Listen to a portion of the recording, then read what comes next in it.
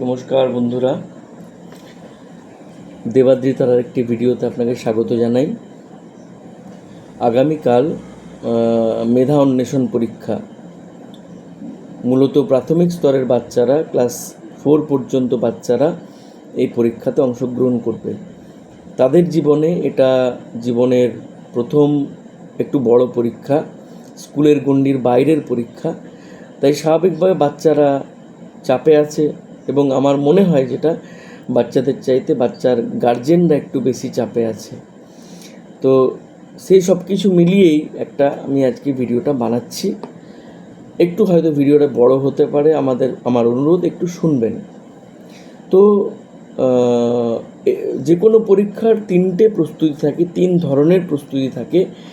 এক হচ্ছে বিষয়ভিত্তিক প্রস্তুতি, যেটা সাবজেক্ট নিয়ে পড়াশোনা, সেটা তো ওদের যা হয়ে আছে সেটা তো ওরা রিভাইজ করছে বা লাস্ট টাইম রিওয়াইন্ড করছে।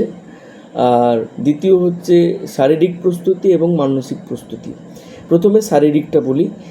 জেনারেলি আমি যেটা লক্ষ্য করে দেখেছি বা আপনিও লক্ষ্য করে দেখেছেন যে এই সময়টাতে বাচ্চারা এই পরীক্ষার আগে অনেক বাচ্চাই শারীরিকভাবে অসুস্থ হয়ে যায়। কেউ বা বমি করে, কেউ বা ঘন ঘন টয়লেট যায়, কেউ বা জ্বরে আক্রান্ত হয়ে যায়, এরকম হয়। এটা পুরোটাই প্যানিক বা আতঙ্ক থেকে হয়। এটা সব বয়সের সমস্ত পড়ুয়ার ক্ষেত্রেই হয়। তো এটা নিয়ে আতঙ্কিত হওয়ার কিছু নেই। যে কোনো ধরনের এক্সাম প্যানিক এটা আসে, এই বয়সের বাচ্চাদের ক্ষেত্রে আসে মানসিক চাপ থেকে। মানসিক চাপটা বাচ্চাদের কীরকম? বাচ্চাদের মানসিক চাপ যতটা না পরীক্ষা খারাপ হওয়ার, তার চাইতে বেশি মানসিক চাপ তাদের বাবা কী ভাববে, মা কী ভাববে, বাবা মারবে, মা মারবে, এই ভয় থেকে। ইভেন আমি এমনও উদাহরণ দেখেছি যেখানে একটি ক্লাস 6-এর বাচ্চা পরীক্ষার হল থেকে বেরিয়ে করিডোরে হাউ হাউ করে কাঁদছে আর আমাকে বলছে যে স্যার একটা অন্তত উত্তর বলে দিন, তা না হলে মা মারবে। তো এই প্যানিকটা যদি একটা বাচ্চার মধ্যে থেকে থাকে, তো আমরা এটা লক্ষ্য করে দেখেছি, প্যানিকের মধ্যে থাকলে কখনোই পরীক্ষা ভালো হতে পারে না।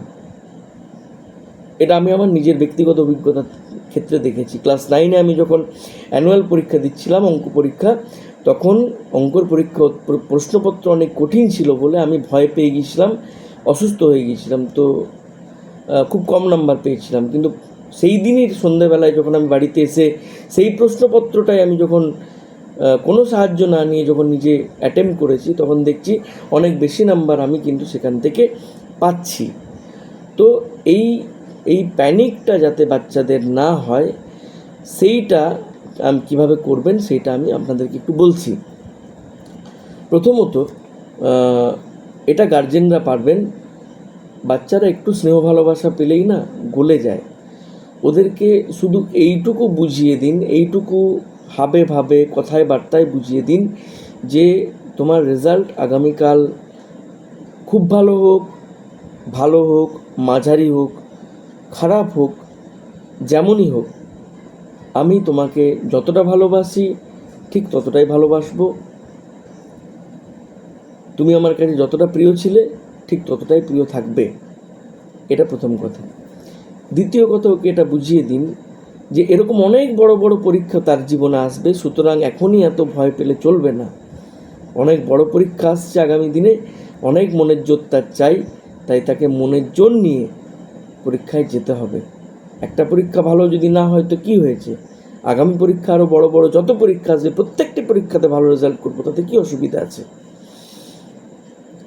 এখানে আমি আমাদের বিখ্যাত অভিনেতা অনুপম খেরের একটা অভিজ্ঞতার কথা বলি। উনি ওনার একটা ইন্টারভিউতে বলেছিলেন যে ওনার পরীক্ষা খারাপ হয়েছিল। তো ওনার বাবা ওনাকে সেদিন সন্ধ্যেবেলায় লং ড্রাইভে নিয়ে গিয়েছিলেন এবং ওনাকে এক জায়গায় দাঁড় করিয়ে ভালো মন্দ খাইয়েছিলেন খুব। তো উনি জিজ্ঞেস করেছিলেন যে বাবা এটা কেন করলে?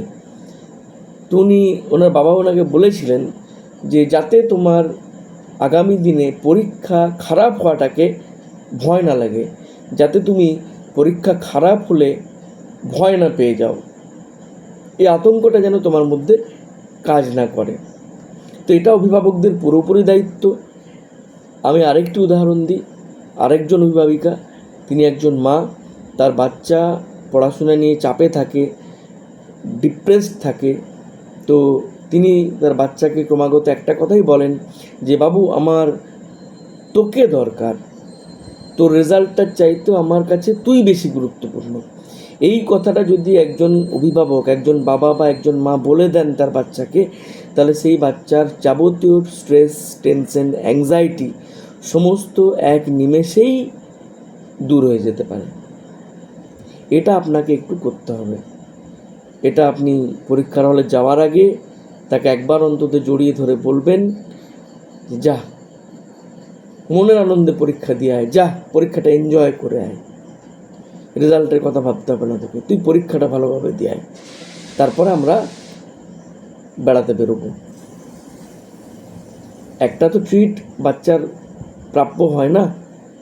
এত বড় বড় পরীক্ষা জীবনের প্রথম দিচ্ছে, সে কত চাপে আছে, তার তো একটা ট্রিট প্রাপ্য হয়। তো এইভাবে তাকে, তার কাছে পরীক্ষার ফিয়ারটা, এক্সাম প্যানিকটা কাটিয়ে তাকে একটু ইজি করে দিন। এটা আপনারাই পারেন। এবার তার ফিজিক্যাল প্রিপারেশন বলতে কি, এটা এমন কিছু না আজকে রাত্রিবেলা যেন বেশ ভালো করে সে ঘুমোয়, সাউন্ড স্লিপ অন্তত 8-9 ঘন্টা সে নেয়, নিশ্চিন্তে যেন বিরামহীন সে ঘুমোয়। কারণ যদি প্রপার ঘুম তার না হয়, তাহলে আগামীকাল তার শরীর বা তার মস্তিষ্ক বা তার মন কোনোটাই কিন্তু এক্সামের চাপটা নেওয়ার জন্য, স্ট্রেসটা নেওয়ার জন্য প্রস্তুত থাকবে না। আচ্ছা, প্রচণ্ড গরম আছে, ডিহাইড্রেশন হতে পারে বাচ্চার, তাই প্রচুর পরিমাণে জল খাওয়ান, খুব হালকা খাবার তাকে খেতে দিন, এগুলো করুন। কালকে পরীক্ষার হলে যখন সে যাবে, মনে করে জলের সাথে একটা ওআরএসের বোতল দিন, তাকে বলে দিন যেন সে বারবার ওআরএসটা খায়, তাতে সে হাইড্রেটেড থাকবে। আচ্ছা, এবারে আরেকটা জিনিস কি এখানে, সেটা হচ্ছে বাচ্চার যদি কোনো হবি পার্টিকুলার থেকে থাকে, সব বাচ্চারই প্রায় থাকে, কেউ গান গাইতে ভালোবাসে, কেউ আবৃত্তি করতে ভালোবাসে, কেউ তবলা বাজাতে ভালোবাসে, কেউ বা আরও অন্য কিছু ভালোবাসে, অনেকে গেম খেলতে ভালোবাসে।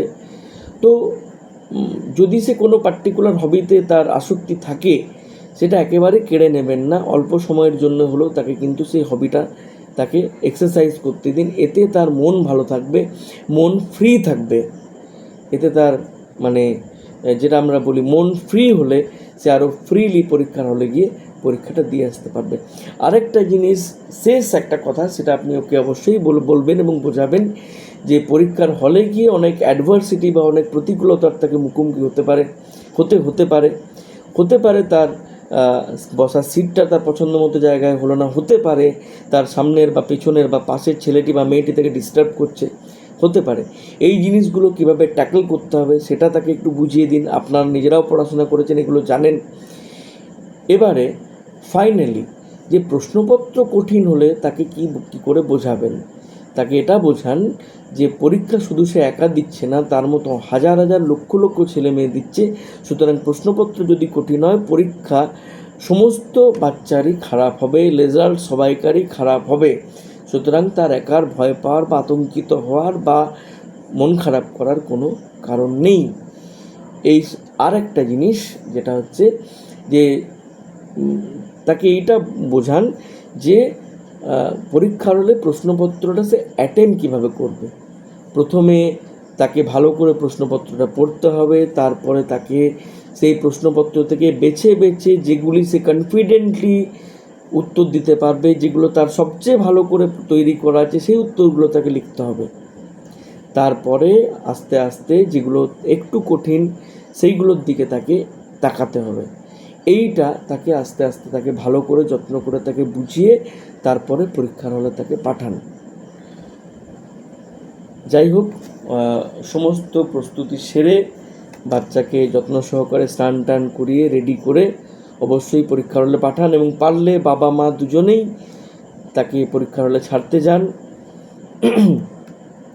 যাই হোক, আপনার সমস্ত বাচ্চারই পরীক্ষা ভালো হোক, খুব ভালো হোক, তাদের জীবনের প্রথম একটু বড় মাপের পরীক্ষা, তারা সবাই সফল হোক, এই শুভেচ্ছা জানিয়ে আমি আমার বক্তব্য শেষ করছি। যদি ভিডিওটি ভালো লেগে থাকে তাহলে অবশ্যই ভিডিওটি লাইক করবেন, চ্যানেলটি সাবস্ক্রাইব করবেন। আপাতত এ পর্যন্তই। ধন্যবাদ। শুভরাত্রি।